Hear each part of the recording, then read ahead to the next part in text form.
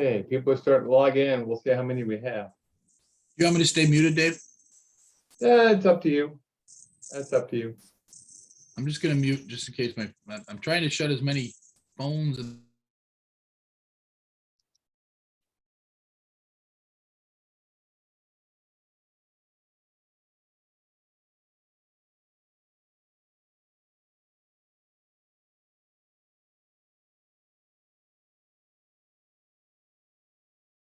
We'll be starting up here at the top of the hour, folks.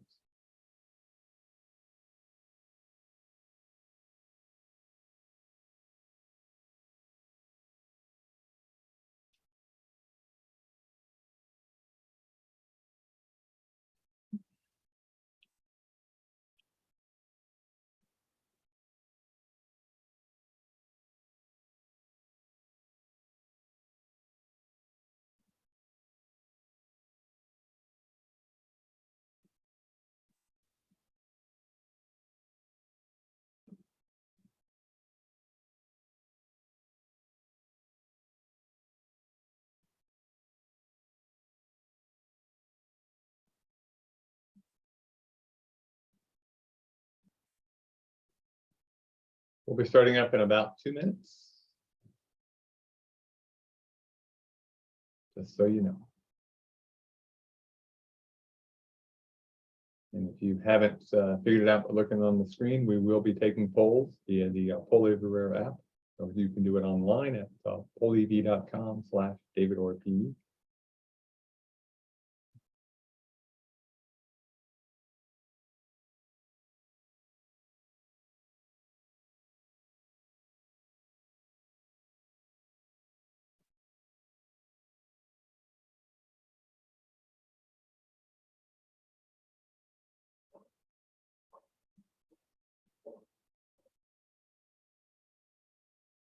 And if you open up your chat pod, you'll actually be able to get a link to the Poll EV, and then we'll actually have a link to a sample emergency plan you might be able to modify for your own municipality.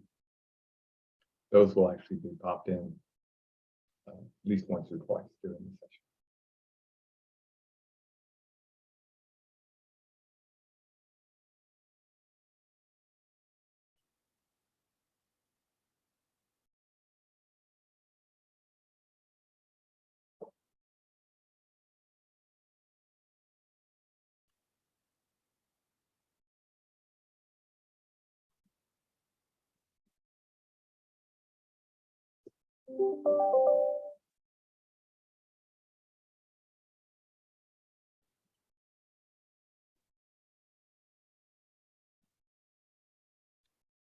Okay, it's the top of the hour. We'll give folks about 30 seconds to log in, and we're going to get started.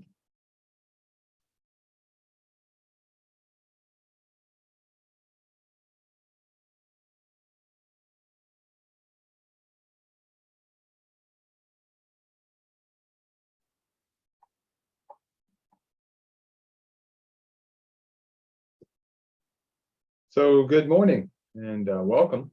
My name is David Orr. I'm the director here with the LTAP Center in New York, Cornell Local Roads program. And welcome to one of our Y webinars, our foundational webinars that we are doing during the off season when we're not out doing our on the road workshops and stuff.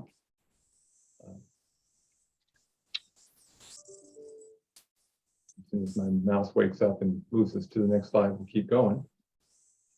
We do have more webinars coming up through the rest of the summer. We got ethics next week, which I'm actually going to do from Seattle, Washington, Jamie. I'm going to be in Seattle next week for a conference. My first trip in 2 years.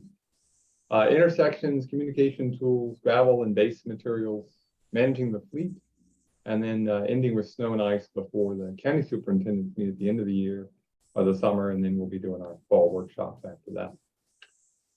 If you haven't done Zoom with us before, down at the bottom of your screen, you'll see your audio settings, a chat. I would open the chat pod, not because you can type in chats, but that's where we can send you messages, information about the sample plan we're going to talk about, links to the Poll EV so you don't have to type them in, things like that. We will be taking questions via the Q&A, so please open that pod up, and then you can raise your hand, And we'll do that now and then if we just want a simple answer to a quick question. And just to illustrate that, if everybody could raise your hand, just to see if you know how to do that. There, we got a few folks know how to raise your hand. Okay. Good. Good to see. Okay. And then magically, with my hands up, the hands will all get lowered. Amanda Link, who's in the background monitoring everything, he's making sure everything runs smoothly for us. So make sure to give her credit. Now, today, we're going to be talking about emergencies in New York. We're going to be talking about what goes into an emergency plan. And then we'll end with a couple of sample emergencies just to have a little bit of fun. And today, my co-pilot on this journey is Jamie Dussing with the town of Clarence. He's the highway superintendent there. How long have you been with the town now, Jamie? About 27 years, but I've this is my 9th year as superintendent. So good morning, everybody. Good morning, and you're a roadmaster 4 with us. So very nice. Yes, sir. Yep. So we're going to start with a few things to help Jamie and I out. Who's on the session today? So who do you work for? Do you work for a town, a county, a city or village, state or federal, tribal, consultant, contractor? Do you work for the weekend? Let's see what we got. Just looking at the names, I'm guessing most are town and county, but I saw a couple of city folks. So let's just see how many we got there. And again, if you can't access the polls, you can put it into the Q&A and I can sort of add that into the numbers. I actually got more city and village than I thought today, Jamie. So we got a nice blend of towns, county, city, and village. Okay, good to see. And then what is your job with your agency? Are you engineer, highway official, field crew, supervisor, board member, or none of the above? If you do type in none of the above, do me a favor and throw that in the Q&A so we can figure out what that is. And it looks like we've got a blend of mostly engineers, but some highway officials, project managers. Okay. Okay, good to know. And then finally, where are you from around the state? Different parts of the state will experience different types of emergencies. Some are ubiquitous, everybody sees them, but where are you from? We have a click from Ithaca. We got somebody up along I-88. We got a New York City folks, Rochester. Okay, we got folks all over the place. Okay. Biggest concentration over in Greene County and down New York City. Okay. We'll move on. So now let's get into things a little bit. With one word, we're going to create a little wordle. What experiences, emergencies have you experienced? So just type in one word, hit enter. You can put in more than one. Okay, so if you've had a snowstorm, that's one word, and then put in flooding. There you go. Put in another word. Let's create a wordle and see what common emergencies you've experienced. Flood or flooding is by far the most common, obviously. Okay. Snow emergencies. Okay. People are putting in the Q&A, snow and flood as well. Water main breaks. Okay. Accidents or crash, a microburst. Okay. Blizzards. Okay. Okay, so snow and flooding are dominating the numbers here, and that's not surprising. Okay, down trees.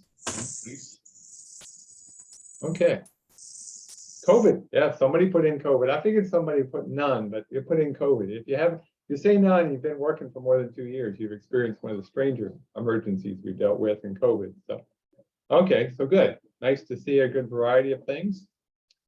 So let's start with some common emergencies. We'll start with one that is very common, a crash. So Jamie, crash occurs. What kind of things do you need to be ready for with a crash? How does the highway department get involved? The highway department, we would get involved through the emergency services. Probably dispatch would call us at some point, and if there was some, initially I think they would handle traffic control, emergency response, things like that. We might get called in for some cleanup or damaged rail, something along those lines, but nothing really upfront, other than the fact that 3/4 of our employees are volunteer firemen, so they might be heading out. So you might have to shut your job down real quick. Generally a serious accident or a fire, that's kind of a ye all come, and if we can break away, we're not paving, yeah, they go. Yeah, probably the biggest thing I know that when it comes to crashes, especially winter crashes, is a lot of times the highway agency gets called out to sand the road or take care of, snow and ice issues that might be occurring in that area. Because obviously that's going to affect things quite a bit. So those are what our thoughts are. We're going to ask everybody who's on the call. We got just about 30 of you here. What else do you need for proper response for a crash? What have you realized in your own world when a crash occurs? What do you need? Let's see what people tell us this time. We're also trying to see if they're awake, Jane. Yeah, it's early in the morning. Haven't had their Sure. coffee. Up, here we go. Leadership. So you might be taking the lead on things. Okay. Communication. So we're going to definitely talk about communications a bit. Yeah. Okay. Maybe some traffic control. Okay. Having a plan. Somebody says pull EV. It's pull EV, not pull VE for the person who's having an issue. Pull EV. Demand is typing your link there. First aid training. Yeah, that's really important. If you show up, proper equipment, sufficient manpower. Okay. Okay. So again, thinking about these things, you may not do a lot, but you'd be amazed. So let's talk about one that's more common. In fact, it was our most common one when we did a little wordle there. Flooding. Okay. Now, flooding can be very severe. It can be pretty minor, but what do you need in this case, Jamie? What kind of response with flooding? I'm actually coming to visit you in a couple of weeks looking at a flooding problem, but what's needed for flooding? It's different, obviously, than a crash. Well, this is obviously the one on the screen is, one of the most extreme cases where you're going to have to there's nothing you can really do in that circumstance other than just get a good detour going, cut people off from getting into that danger zone, and let, the engineers and people take a look at what the problem that's presenting himself. But this is really just to keep the public out. That's what you got to do here. Yep. And so obviously you're going to have to set up a detour. You probably have to have some traffic control for that.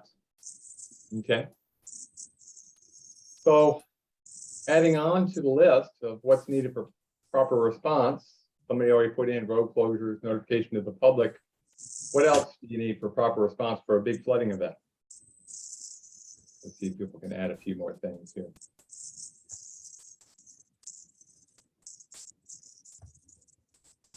No, it looks like we must have gotten everything taken care of there. Oh, proper signage. Yeah. Resource and materials. Yeah, where are you going to get all that gravel? Could be more expensive right now. Some economics. Whose roads are you going to use for the alternative route? Is it your own? Is it the counties in your town? Or is it the city or state? You got to get permission, possibly. Okay. And it's amazing. People, they get lost. They can't go a detour route without good signage. They get lost. They have no idea, even on a square grid. So, okay. I know our flooding signs say by order of the Erie County Sheriff, because people will just drive around them. And there, a lot of them are sightseers that do get themselves in trouble, swamp their cars and do other ridiculous things. Turn around, don't drown. But yeah. So now we got one that's very common for all of us, is a snow emergency. I would say all of us have experienced a snow emergency at least once in our career, if you stick around long enough. Everything from a small storm to a big one.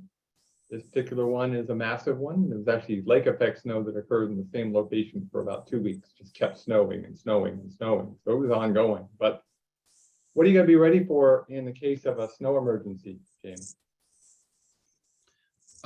You got to have resources and phone lists. You have to have all your numbers in one spot, and all your ducks in a row. This is where I think an emergency plan really comes into play. On a daily basis. You got to have everything in one spot, and it's got to be accessible to everybody. In case the person in charge, superintendent or DPW, head of DPW is not available, it's got to be in a common area where everybody can have access to these numbers. Because people get sick, COVID happens, things happen. So basically having everything available and at your fingertips so to speak, is what you need in this situation. And I'd say this is a case where having that interplay between different agencies is so key, because you get a big event, you've got limited personnel, they're tired, maybe they've been plowing for several days, but you still got to make sure you can get the fire truck to a fire, or EMS out to a heart attack victim. So knowing who to contact and where to contact is key. So you're right, that sheet of paper with the list of numbers. And the other thing is, when you're dealing with lake effect snow, such as in this picture, you need to start calling around to other municipalities and see what they're experiencing as well. We had a situation where just 5 miles from here, or a couple miles from here, in the town of Lancaster, from my office, they were getting feet an hour, and it was completely blue. We were picking up leaves here. So, I mean, that's how this lake effect snow can affect things, and very tough, but you got to call around and you got to know what's going on in your area. Yeah. Okay, let's see what other people added to it. Ooh, here's a good one. Documentation for possible emergency funding. Yep. And my favorite way to document, by the way, is photographs. Make sure you take good photographs and write down what they are of. Failure assessments, so it doesn't come back. Yeah, that's important. There's actually money available for those kind of things. In fact, you're supposed to spend 5% of your FEMA money to be ready for the next event, but we don't always do that. Make sure the equipment is ready and fueled up. Don't leave the yard without it being fueled up. Yeah, that's good. Okay. Now, we talked about flooding. The last one we showed was a massive flood. This was a pretty massive flood too, but you'll notice it's got a highway garage in it. The highway garage has been damaged to the point you can't safely go in the building. What's different now, Jamie? If that happened in Clarence, what would you do if there was something that caused that you couldn't even go into your own building? Well, my first thought is I hope all the vehicles and the equipment is out of that barn and safe. The physical building that we are in doesn't affect our operations, maybe communications wise, but as long as our equipment is safe and sound, we're in good shape. We can operate out of a fire hall. We can operate out of the corner 7-Eleven. That's not a problem. We just need our equipment, and it's got to be safe and sound. Yep. Well, and I think probably the biggest issue is, even if you get the equipment out, you got to make sure you can fuel it. So where do you go to get alternative, to get your diesel, to get your gas? Got to get your fuel. And that's all those small parts you don't think about that are also key. How much of that do you take out or don't take out? Because we are first responders in the highway community in DPW. So yeah, be ready to go. We have kind of a reciprocal thing with our bus garage. If something goes wrong with their fuel farm, they can fuel up here, and we're able to track that, and vice versa. So if something were to go down with our fuel farm, we could run over to the highway garage. And I'm sure most people have some scenario where in a jam, you can get fuel. Yep. So let's see what people added to it. Phone a friend. Call a surrounding municipality. Yeah, which you can't get to. Yep. Good point. Okay. Let's see, any others? No, we're doing pretty good there, Jamie. I think we're getting them covered. Now I got one that I wish wasn't common, but this is actually more common than you think. We've done some numbers. We've estimated 5 to 10 highway garages are burned to the ground or damaged enough where you lose most of the equipment inside every single year. We've done that through our equipment work zone package grant that we get. And by the way, we got another one, Jamie. So we got another bunch of kits coming out, probably as many as 25 for those who've had issues like a washed out building or a fire. Because we know that work zone equipment is key for safety. So just so you know. But what would you do in a case like this? If and maybe is there something you could do ahead of time so that this doesn't happen? Well, if you're looking at me, I would say this is when you're going to start calling around your friends and neighbors in other municipalities, especially if your equipment is affected. West Seneca had a really tragic fire on Christmas Eve this year, and I believe they were able to get within 24 or 48 hours about 10 spare trucks from other municipalities. So this is when you're going to start calling your friends. Yep. And I think you know, you'll get what you need. And that's certainly our goal as a, you know, a county association to make sure nobody goes without and everybody's residents are protected. And that's where being part of an association is key, and having that communication. Yeah. Correct. The two things I can say from talking with people who've had fires or working with them a little bit. Number one, do what you can to stop this from happening. You know, have proper cutoff switches, have good fire suppression in place, and make sure your insurance is paid up.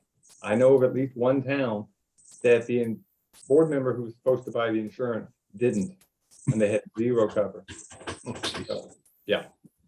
You know, it's and then, you know, one little caveat there is to have the cutoff switches is one thing, to have them and not use them is another. And that is something we check on a daily basis. We go through our truck garage and make sure everything's shut down. And we actually, that's on the management side, that's on us. You know, people get in late, and I understand they're scrambling, grabbing their lunch pail and things like that, running out the door. But we're really harping on people to make sure those cutoff switches are, you know, shut off, because what a tragedy it would be if we were to have a fire, and the cause of the fire was a vehicle that was equipped with a safety or off kill switch. Yeah. Okay, let's see if anybody adds anything here. What do you need for proper response for something like that? Rental agreements, municipal mutual aid. Yeah. Okay. And again, more and more they want these things in writing versus a handshake, but something to think about. Yeah. Okay. Fire extinguisher. Well, it is amazing. You know, people don't check them on a regular basis. When you go to use them, if they're not working, they don't do you much good. So I know that's one thing I will give Cornell good credit. They come around very, very often to check everything. Yeah, make sure your sprinkler system is up to speed and working. Yeah. Okay. So we've talked about some really common things that have occurred, but just to illustrate the fact that change is inevitable, let's talk about one that happened in the town of Clarence. And Jamie, I'll let you go through what happened in this case. Not something most of us would think about, but a plane crash. How did the highway department get involved in that Colgan Air crash in 2009? Well, essentially, you know, the crash occurred a little bit after 10 o'clock at night. We actually had a call out at 10 because the roads were a little slippery. And that ultimately was the cause of the crash. Plane stalled out from ice on the wings. But initially, you know, we were listening to it pretty much over our fire company scanners and the radio, the two-way radio in the trucks. We knew something was going on. Our initial response really, when we realized how much equipment was coming to town, we just pretty much indiscriminately started dumping salt, town, county, or state roads. You know, we you know, we knew it was going to be bad. We knew the response was going to be immense. So we just emptied the trucks to try to, you know, make it the passage as safe as possible. Pretty much made a round, and we headed back to the garage, parked the trucks. You know, it was absolute chaos. Less than a quarter mile from our shop. I mean, you could see the flames from the parking lot, very close to our shop. We were fortunate it didn't hit the shop. That's how close it was. But in the coming days, that really went through the level, went from the local fire chief to the county, to the state fire, to, you know, NTSB and airport crash. And so, I mean, the hierarchy there was, you know, on the higher spectrum, but seeing as we were right around the corner, we did wind up, you know, doing some traffic control, definitely setting up road closures, things like that, just because it was at the, you know, we were the closest outlet for that. Eventually we wound up taking an excavator over there with an operator and a small crew to kind of turn the fuselage over so they could, you know, resume search and rescue and get the flight data recorder out. So, and then they kind of pushed us along, and then they locked the entire area down, and it was a very tight, only keep people in and out. But yeah, our little town definitely got wrapped up into that tragedy, and we were fortunate enough to have the resources when called upon to help out, and that's something we'll always remember. So what changes did you make in the town afterwards? Did you change anything?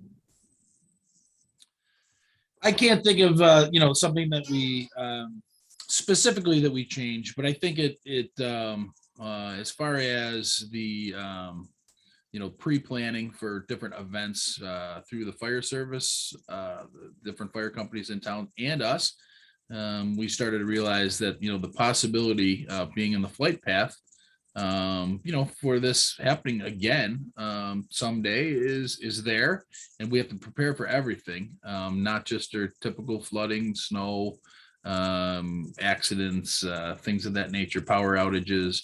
We have to really have a broad spectrum of what we need to be prepared for. Okay. So that brings me to the idea of having an emergency action plan. If you open up your chat pod, Amanda has dropped into a link to one that we actually got from the town of Red Hook in 2015.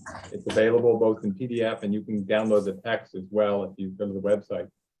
If you want, make your own plan. The key with a plan is to have a plan you will use. The plans are never complete. They're always changing, and there's parts of the plan that are pretty important. Now, why do you need a plan? Well, again, we talked about the garages being destroyed. We talked about an emergency event. Everybody is going to have an emergency. If you don't have a plan, well, when it happens, you don't have those resources. You don't know who to contact, and now you're scrambling. So it's really important to have that plan in place and ready to go. And you all said it very early on, the very first thing, and that is communication. That's key. So, Jamie, what do you think is the most important steps to good communication, especially in terms of getting ready for and during an emergency?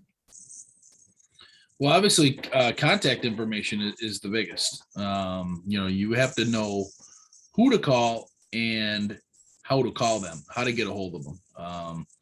In an electrical emergency or an extended power outage, calling the customer service number is not the right number to call.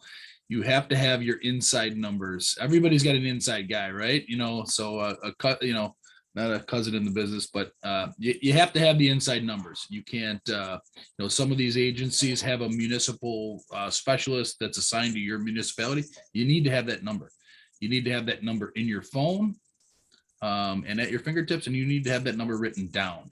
So I would definitely say contacts are the biggest thing here, David. And don't you also need to make sure you've actually talked to them beforehand, if possible? It's really good to have that relationship.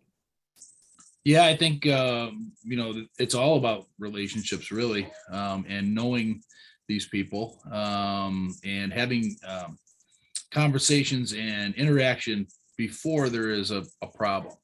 I know the people through my, 8 or 9 years as being superintendent who I work well with, who I can count on.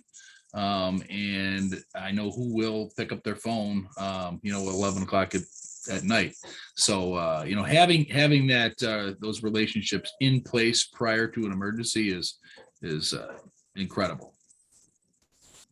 Now, one thing they did in Red Hook, and the challenge is, of course, keeping it active, is having a disaster preparedness committee. Do you have any kind of committee like that in Clarence? So we do do not. We have two disaster coordinators. Okay. So we have they're both part-time positions, fulfilled with very capable people that have been in the fire service for a long time, past fire chiefs, involved in the county and state level. So they're really good people. They handle 90% of that. Dave Bessonette and Dave Baumler pretty much handled the Colgan air crash, from our perspective. So we don't have necessarily a committee, but certainly if there's something that they need to pull together from one of the town departments or the town board, they're the people that, get those resources. They have an emergency trailer, with traffic control devices and generators and things like that they maintain. I guess should say we maintain for them. But yeah, it's not done on a committee level. It's done by our 2 part-time disaster coordinators. But the point is that you don't have to have a committee, you don't have to have a coordinator, but you have to have a plan in place. Yes. Yeah. And if you're wondering, there is authority. It's actually under New York State Executive Law, Article 2-B. That's mentioned in the sample emergency plan. Typically for a town, it would be the supervisor who is responsible for actually filling out the plan. But you and I both know that it's going to be highway departments and DPWs that get pulled in to help out with everything from equipment to proper signage. When you get the zombie apocalypse, it's going to be the highway department that warns people that the zombies are ahead. So that's pretty important to have. And of course, there may be no power. So do you have a copy of it? Do you have a paper copy at home in case it is your garage is destroyed? So what's in the plan is pretty important. So let's just ask everybody on the call, what do you think should be in the emergency plan? Let's see what they say, Jamie. This will be fun to see. What do they think should be in the plan? What should be in the emergency plan?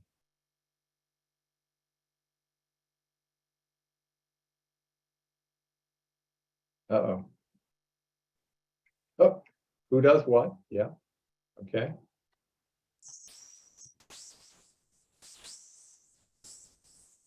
Less the people to call, roles and responsibilities. Yeah. Contact information, agencies, emergency services. Okay, we'll give them a couple more. Let's see what we did here. Actions to take. Yep. Maybe even some scenarios might be a good thing. What do you do in if kind of thing? I like the roles and responsibilities. The chain of command is very important too. Knowing who is in charge in the absence of somebody else. That's big. Yeah, good point. If the supervisor is not available, who can declare the emergency? And if the chief of police isn't available, yeah. Highway department, who's in charge? Yeah. The location of the event, yeah. Where are you going to have your command center? Yeah. So some things that are in the sample plan, just to make sure everybody's on board. They start with a purpose and a scope. You may not think, oh, that's critical, but you don't want that surprise result. You really want to have a purpose. Why is this here and what does it cover? It doesn't cover. So everybody knows what's going on, okay?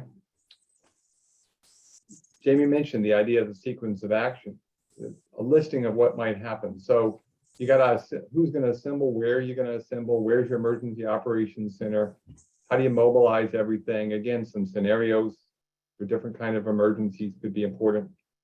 And then of course the response. If you've got a good plan, it's going to shorten that response time.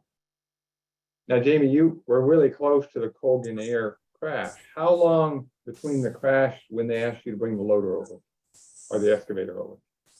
I believe that was the following morning. That was in daylight hours. Okay. They're pretty much the nighttime operations, seeing as the crash was, about 10:15. It's pretty much fire suppression. There was a gas line that was severed and involved. Thousands of gallons of foam from the airport crash truck was pumped onto the scene. So there was that was probably the next morning. The next morning, so that's not too bad. But we've all had times when you get a phone call from the sheriff's office that says, I need you to bring a sander out to a crash. And you need to get out there pretty quick. So having a plan really makes a big difference. Who's responsible for what? Obviously, the town supervisor or the county supervisor or the mayor or whomever declares the emergency is important. What's the role of the board? What's the role of the highway superintendent or the DPW commissioner? What records need to be kept? That's usually kept by the clerk. You're going to need those later on. What fire departments are in your area? How many fire departments are actually in Clarence? At least a part of the fire department boundary. Or do you just have one? You're lucky. We have 5. 5. Okay. Yeah, so and two of the departments are shared, one between Niagara County and one between the town of Amherst. So they're kind of split down the middle, but 5 total. Okay, so you need to know all 5. Okay. Your building department may get involved, your police department. How many police agencies are in Clarence? 2, Erie County Sheriff's and New York State Police. So there's no local police, no village? We have no local PD. Okay, We have animal control / constable, but he's Jerry concentrates on the animal control. okay. Again, knowing what you've got and don't have is a pretty important thing to have. And then there's different levels of emergencies you might think about. You could have a non-emergency situation where you just get out and fix the problem when you can, but there's no threats of it at all. Something that's got a minor risk, but nothing major. Limited emergency, that would be the confined things like a crash, and then a full emergency, which probably involves the entire town. And of course, everything can vary quite a bit in that. You've got your contact list and your resources. Okay, who do you contact? So I want to see, who do you think needs to be in the list? Give me some specifics. Who should be in the contact list? Jamie's already given you most of them, but who else should be in the list? And just repeating is okay too. Hospital, yeah, that's a pretty good one, Jamie. I like that one. You might have to pull the hospital involved. They should know about a major event beforehand. Yeah. What else we got? And if you even have a hospital, actually, in the parts of the state, there's no hospital within an hour, which can make a big difference. Elected officials, yeah. Okay.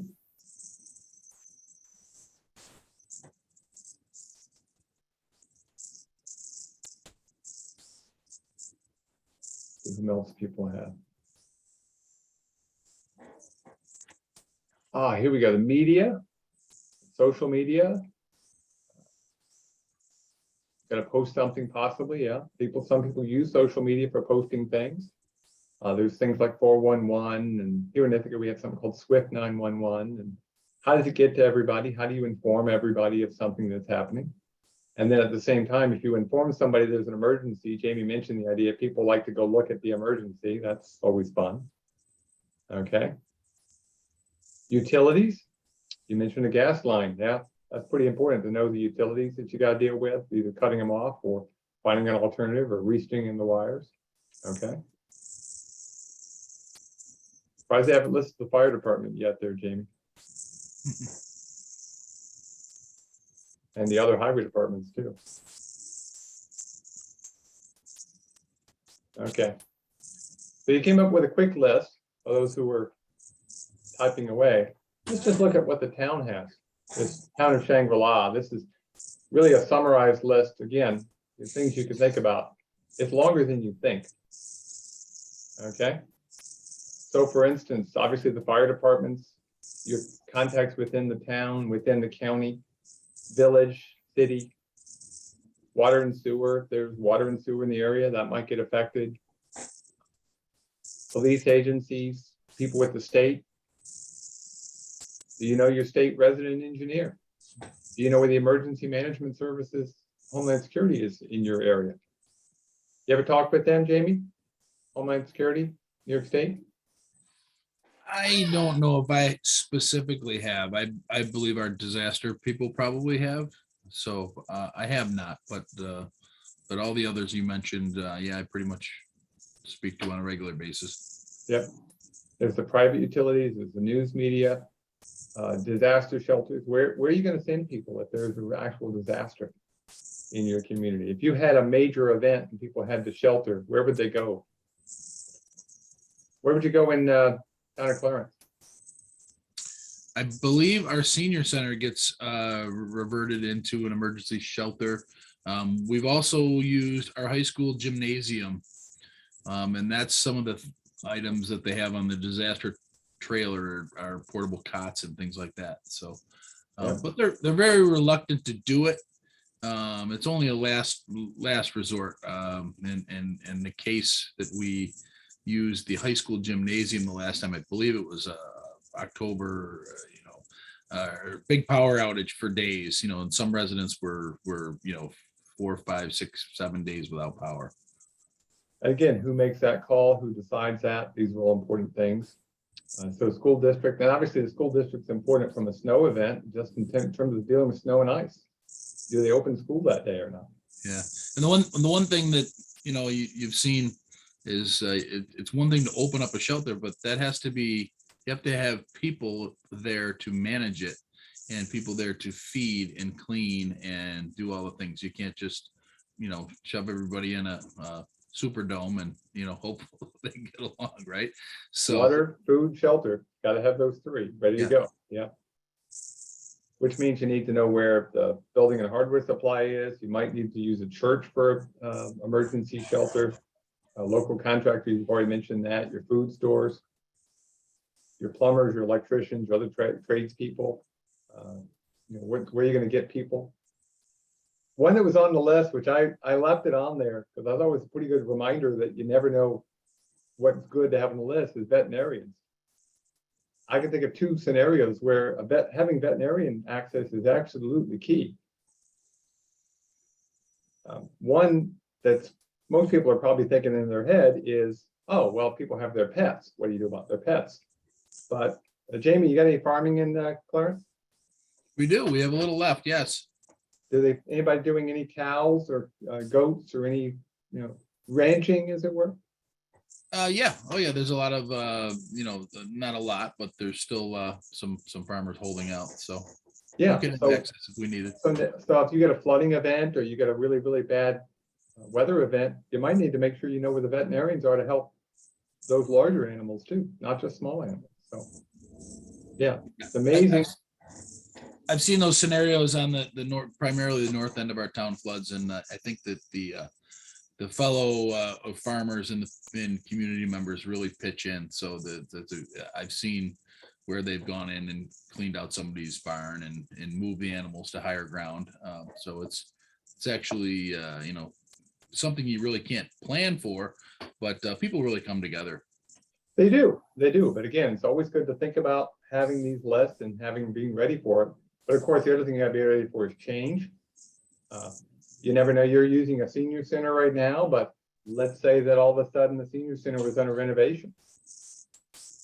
And you call them up, oh, well, we're closed right now under renovation. We're redoing the roof, or we're damaged too. What's your backup plan?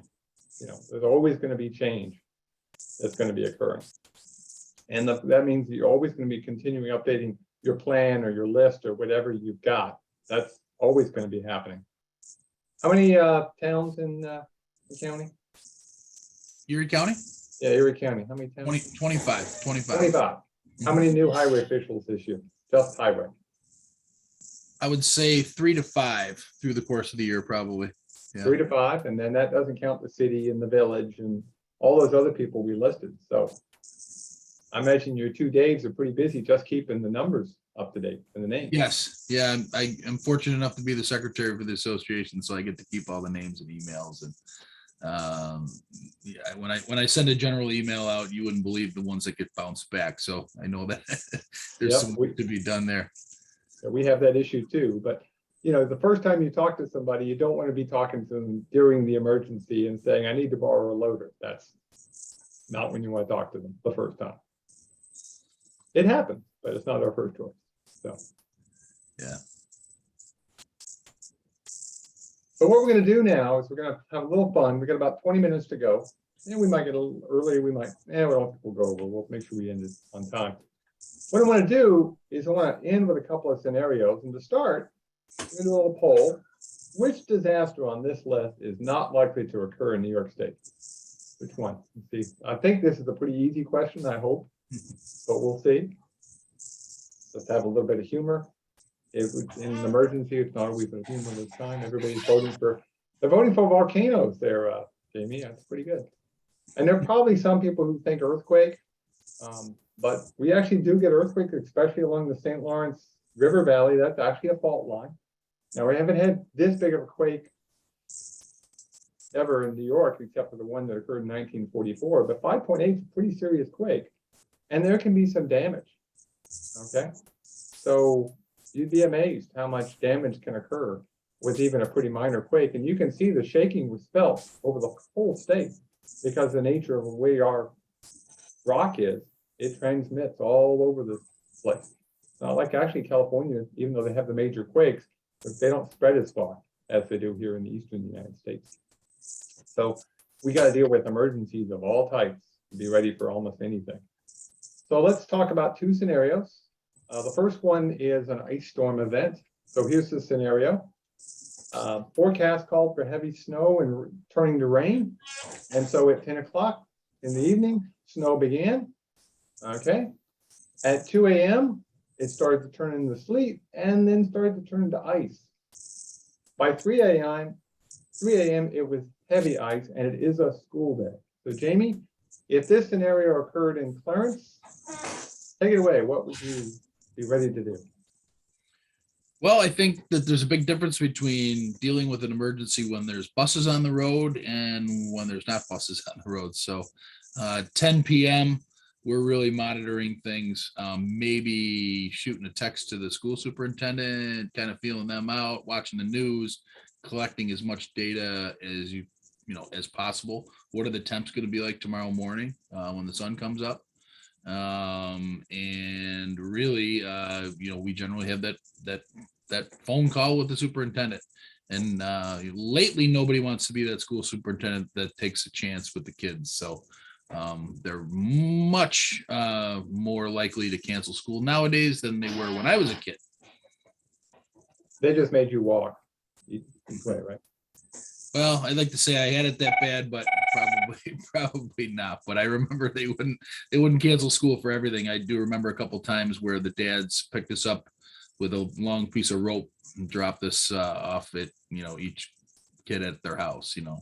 I was a walker back then, so. Okay, so would you probably, if it got heavy ice, you're probably going to be canceling then in the morning? I would say heavy ice, yeah. I mean, especially if there's power lines involved. We're not going to put ourselves in a scenario where there's kids trapped on a bus, or even worse, have some low hanging wires snagged by a bus, which could cause some entrapment and some problems. So we're likely to cancel school. So let me ask you this: what time do they send the buses out? Well, I think our first bus run is about 6 a.m. in the morning. So, if they're going to pull the plug on school, it's usually about 4-ish, somewhere. In this scenario, it's actually pretty easy. Yeah. That's I set the timing up that way. This would be an easy scenario because the heavy ice is occurring before they have to make the call, and it's a pretty easy call. What would happen if I shifted everything by 5 hours and now all of a sudden it's 8 o'clock and you don't start seeing that ice until 7 o'clock? The buses are on the road already. How would you change things? We've seen that scenario where the storm fronts have come in the morning while the kids are at school. And the question is, do we send the kids home? Do we give the DPW some time to clear the roads? Do we, how do you deal with that? And that's really just, you got to deal with whatever situation presents itself. As long as the kids are home, I feel like we can deal with pretty much anything, Yep. And so again, when you're setting up your plan, I always joke that I say a school bus is my design vehicle, but yeah, if you can get the kids home, that's pretty good. So let's ask everybody else who's on the webinar now. What else did we not think about? What else did Jamie and I not mention that you need to be thinking about in your own community? And is it different if you're down in New York City versus up where Jamie is in Lake Effect country, or if you're in the middle of the Catskills and it's a much more rural area? Let's see what people come up with. Kids and parents' needs. Yeah. Okay. Yeah. That can make a difference. What's your salt stock? Do you have enough salt? Yeah. Are you going to be putting down salt? Pre-wetted, non-pre-wetted is what's your scenario? Getting the word out to travelers and commuters. Well, I like that one. That's a pretty important one. And how do you do that? Do you just do that via the social media? Do you get the news? Do you know the people at the news you need to talk to? Okay. Let's see what else we got. Are employees able to make it in? Yeah. Are there further risk or danger from the event? Yeah. Hey, you get trees coming down. Trees can be pretty bad. I remember when I was with Yates County, we had an ice event And we had a town that had no ice in their town, so they helped us out. We had them clear a road to the western edge of the county. It took them longer to get home because so many trees had come down behind them than it took them to get to the western edge of the county. So they spent 3 hours going out and about 5 coming back. Yeah. I've been picked up by a snowplow several times over the years. Yep. Because I couldn't Primary, get out of my secondary. driveway. Yeah. Roam the roads for trouble. Who's doing the checking the roads out? Yeah, that's a pretty important thing. Yeah. Primary, secondary. What roads get cleared first? Do you send a vehicle out with the school bus if you need to get them home? Yeah. Okay, cool. Good answers. Okay, second scenario. This is a crash scenario. And again, we don't always get pulled in, as Jamie said, but you'd be amazed how often we do get pulled in. So this scenario, the department closes at say 4 p.m. And you 4:05, you get a phone call from the sheriff's office that there's been a serious crash. Cars are in the road, someone is trapped. Has this happened to you, Jamie? And if it hasn't, what would you do even if it hasn't happened to you? Actually, this just that scenario just happened to us recently. And obviously that first thought in your mind is, you know, any of our people involved in that crash, you know, your employees or, you know, family members for that matter. I mean, I think that's something that always comes to mind, you know, at different drive times. But for us in this scenario at 4:05, you know, we're working summer hours now, so it might not be as drastic because we're out of here at 3. But when we have things happen right when everybody's punching out, it's a problem because it really takes us contractually about an hour to get people back in. Now we can say, you know, I need you to come back. Please come in as quick as you can. And generally the employees oblige. They all realize that it's a serious situation, but yeah, it's a terrible time. Turning around, you know, right at punch out is a tough time to have to get people back in and mobilized. You know, now it's not so bad with cell phones, but you know, it's certainly problematic. Yep. And of course, the thing you also have to be realizing it may make a difference in the weather. Why did it occur? Was it a snow event? Was it a rain event? Was it just somebody who was distracted driving? Might make a difference in terms of what happens in a particular scenario. Yeah. So what did we forget? Calling 911. Yeah, that's a pretty good important one. Yeah. If you're involved in the crash itself, calling 911 is key. A lot of cars will do that automatically for you. Okay. Let's see what else people have that we need to think about for a crash scenario.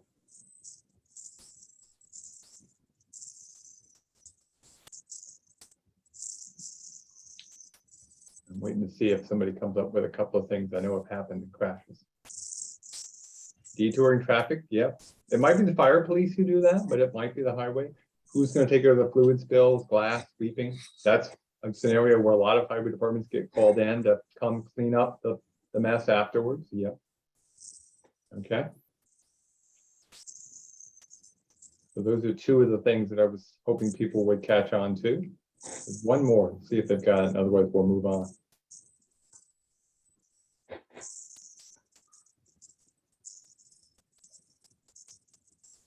So when they're done cleaning up the road, there's this crash that's sitting beside. Yeah, there we go. Moving the wreck. Who's going to move the wreck? Hopefully it's a moving company, but if you're the highway department, you might want to be careful about doing that. There's some liability you might pick up. Can you do it safely? And do you really want to get involved in that particular activity? Some agencies can do it, but others don't feel comfortable at all. So how long are you going to leave it there? Okay. That particular picture, by the way, Jamie, is a friend of mine who got rear-ended. Person not paying attention, hit him really hard, middle of the day. The airbag probably saved his life because he got pushed into another car. Wow. Yeah. Walked away, no injuries. So this is a quote. You've probably seen it before. It's, you know, Eisenhower said it. He said, in preparing for battle, I've always found plans are useless, but planning is indispensable. What he essentially says is you got to have a plan, but you got to realize that plan is not going to survive contact once something happens, you got to be ready to change. But if you don't have a plan, you can't adjust. So you got to have a plan in place, be ready for it, practice scenarios, things like that. So Jamie, what would you add that we haven't talked about that make sure people prepare for when they get ready with their own plan or list or whatever you want to have? Just an item I think I mentioned to you in our pregame, before the webinar started, there's different levels of plans, right? And people have individuals as leaders, we have different ideas about, what a plan should look like. It doesn't have to be formalized and laminated and in a binder with pretty tabs and, all that stuff. A plan could be as simple, I'll be honest with you, mine is in a manila envelope hanging on a wall in the foyer. And it just has all those numbers, like I mentioned, all those pertinent numbers, all our contacts at area, our private contractors who during these emergencies become our partners essentially when we need quarry loaders, big heavy equipment, and materials like David mentioned, stone, sand, aggregates for anything. If we have to make a temporary road or sandbags, all those numbers need to be in one spot. It doesn't have to be pretty, and I know a lot of us are just, regular folks that, maybe like in my scenario came up through the department. I don't have a desire to go and to printers and print out fancy things, but I do have a desire to have a good plan in place and make sure everything is in one area, easily accessible. So just put a plan together and make sure it's available. A good simple plan that's used is much more valuable than one that sits on a shelf that nobody's cracked open in 2 years and is covered with dust. So I'm going to open it up. Any questions you've got for Jamie or myself, and I'll read, actually there's a Q&A in here. FEMA Emergency Management Institute has online classes at no cost in public works role in emergency management. Yeah, there's some webinars, there's stuff available online. You don't have to reinvent the wheel, please don't do so. Okay, so let's see what we've got here. Fire department recently asked that we don't put sand down the roadway after fuel and liquid spills. They'd rather us use speedy drop. This gets costly when we have large spills like hydraulic lines and drivers that drive for miles. And they were wondering what other people use on oil spills. But again, that's actually the kind of thing you got to think about. What do you do when there's an oil spill? Who cleans it up? Who pays for it?